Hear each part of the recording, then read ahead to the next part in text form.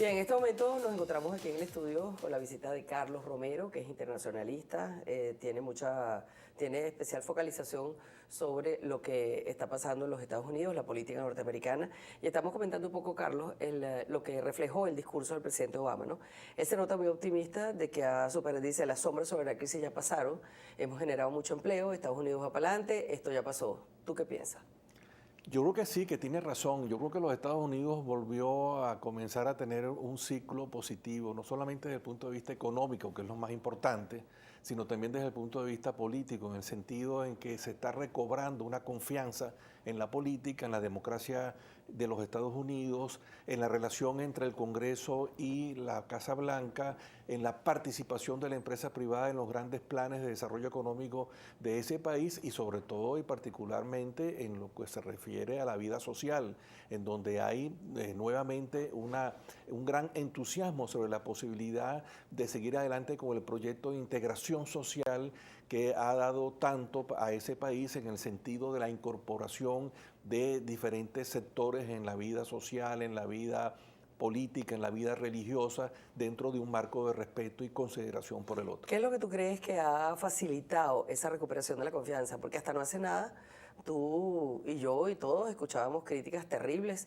a la administración Obama y la gente no se veía tan optimista. Es decir, el panorama hace poco no era tan auspicioso, ¿no?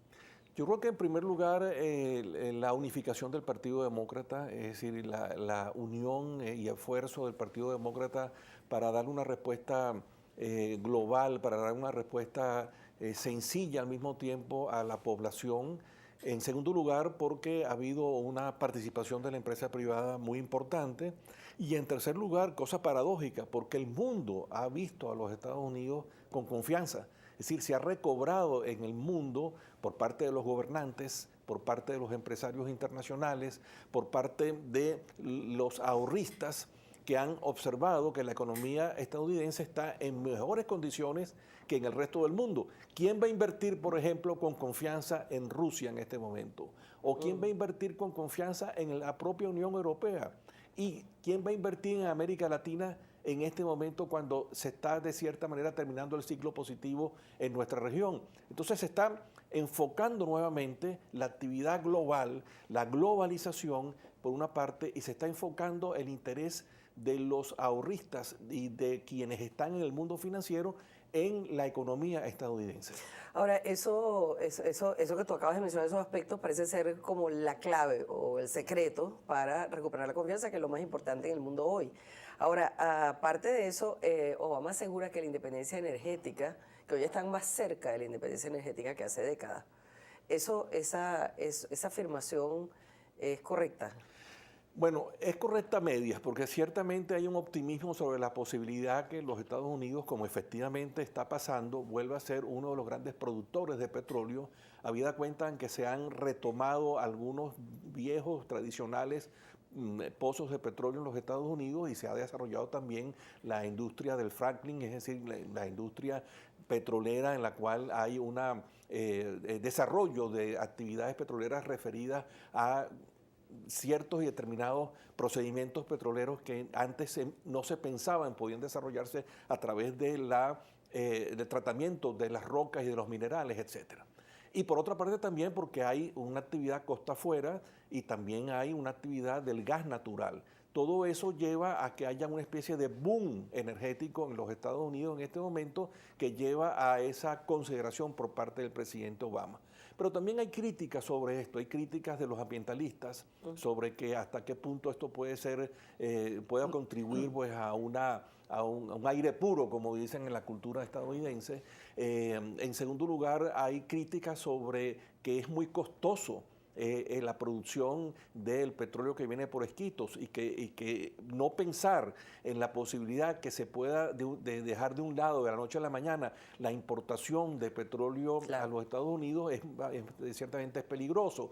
Y fíjate tú, por ejemplo, que en este momento estamos en la consideración que el precio del barril a nivel mundial está muy bajo y sin embargo entonces hay ese optimismo. Entonces hay algunos críticos que dicen hay que tener cuidado porque a lo mejor nuestro petróleo producirlo es mucho más caro que el petróleo mundial que está en precio bajo. Ahora, hay temas muy polémicos que todavía pesan así como en negativo, que es el tema migratorio, y eso nos involucra mucho a las comunidades de origen latino que están en los Estados Unidos, como a todas las personas que llegan allí de otros países. El presidente Obama siempre se refiere a, es decir, un poco deposita la culpabilidad en el Congreso porque no ha acelerado la reforma migratoria. Pero realmente, ¿cómo crees tú que va a evolucionar eso? Bueno, yo creo que va a evolucionar sobre la sinceración, que este es uno de los elementos más importantes de la vida política de Estados Unidos. Primero y principal porque la historia de los Estados Unidos es la historia de las corrientes migratorias que han llegado a ese país. En segundo lugar, porque nosotros los latinoamericanos pensamos siempre que somos nosotros los que tenemos esa relación tan compleja con los Estados Unidos. Resulta que también hay presencia asiática y presencia africana, como también en el siglo XVIII y en el siglo XIX, ya siendo Estados Unidos, hubo una presencia migratoria, unas corrientes migratorias europeas muy importantes. Entonces, esa idea de que los Estados Unidos es un país de inmigrantes ciertamente es así. Lo que pasa es que en los últimos años ha habido una torrente de migrantes que llegan a los Estados Unidos de manera ilegal. Entonces, el problema no es el tema migratorio, el problema no es que haya personas que piensan que pueden desarrollar su vida en los Estados Unidos en forma legal. El problema está en que ha habido una avalancha de ilegales, que es el problema fundamental que en este momento tienen en el gobierno de los Estados Unidos y los gobiernos locales, porque tienen que ver con el registro de esas familias que llegan, el registro de los niños, si van o no van a las escuelas, etcétera. Sí, que es un cargo, un peso adicional, ¿no? Pero además esa situación se va a agravar en la medida en que los Estados Unidos crezca positivamente en su economía, ¿no? Y, claro, y el resto de los países más bien retrocedan, ¿no? Sí. Ahora, ¿qué crees tú, Carlos? ¿Cómo valoras tú este movimiento con Cuba? Es decir, esta reanudación de relaciones, ¿a dónde crees tú que va a conducir las conversaciones? Tu pregunta es muy interesante porque es una pregunta puente con el tema anterior. Es decir, nosotros no podemos entender la relación entre Cuba y los Estados Unidos y el acercamiento reciente entre los Estados Unidos y Cuba si no entendemos lo que significa la diáspora cubana en los Estados Unidos. Para los Estados Unidos hay dos grandes temas en relación en relación a Cuba. Primero, el tema de la relación entre gobiernos, que es muy importante, el acercamiento entre el gobierno de Cuba y el gobierno de los Estados Unidos. Acercamiento, por cierto, que no es nuevo, porque en 1977 ya hubo un acercamiento con el entonces presidente Carter y Fidel Castro, que llevó a ese proceso que se llamó la reunificación de la familia cubana y en segundo lugar a la integración de la apertura de las secciones consulares que se llamó en ese momento, digamos, el retorno de la relación diplomática y consular.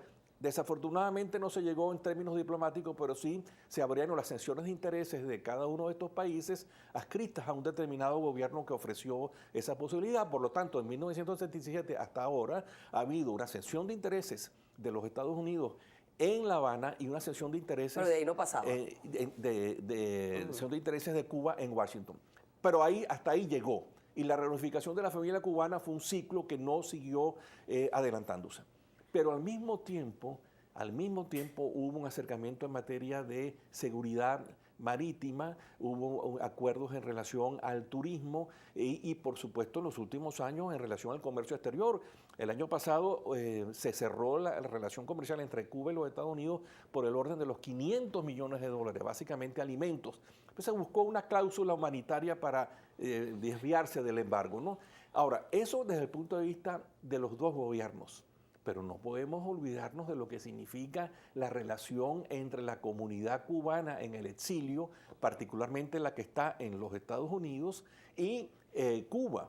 Por todos los elementos que conocemos de la globalización, hay un acercamiento cada día más grande y una apertura por parte de los Estados Unidos durante el gobierno de George Bush. O sea que eso, ya tenemos que ir terminando, sí. Pero eso tú crees que constituye un buen punto de arranque. Bueno, es un cuadro favorable, un cuadro favorable. En este momento, porque yo quiero insistir mucho, que es que estas relaciones que estamos observando en estas últimas semanas no salió de la noche a la mañana, es el resultado de todo este proceso. Exactamente. Carlos, muchísimas gracias por haber compartido con nosotros en esta oportunidad. Carlos Romero, internacionalista, lo despedimos, vamos a la pausa y regresamos con ustedes.